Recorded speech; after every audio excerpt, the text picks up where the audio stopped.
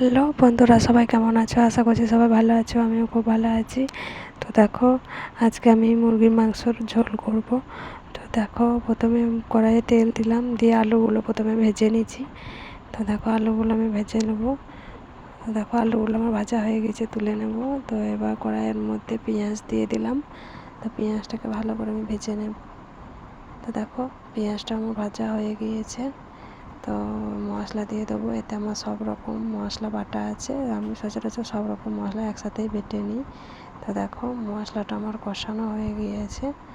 তো এবার আমি এতে দিয়ে দেবো নুন, পরিমাণ মতন হলুদ। দেখো, নুন হলুদ আমি দিয়ে দিলাম। তো ভালো করে মশলাটা আমি কষিয়ে নেব। তো দেখো, মশলাটা আমার কষানো হয়ে গিয়েছে। তো মাংসটা দিয়ে দেবো।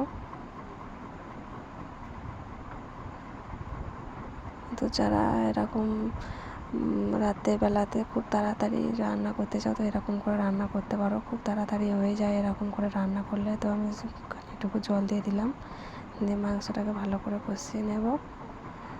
তো দেখো, মাংসটাকে আমি কষিয়ে নিচ্ছি।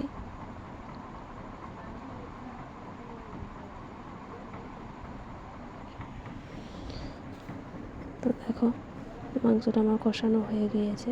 তো এবার আমি এতে পরিমাণ মতো জল দিয়ে দেব, যেহেতু ঝোল করব তার জন্য। তো দেখো, আমি জল দিয়ে দিলাম।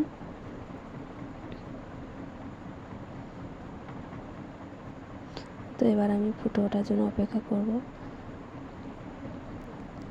তো দেখো, আমার মাংস তরকারিটা হয়ে গিয়েছে। তো আজকে ভিডিওটা এই পর্যন্ত। ভিডিওটা ভালো লাগলে অবশ্যই একটা লাইক করো।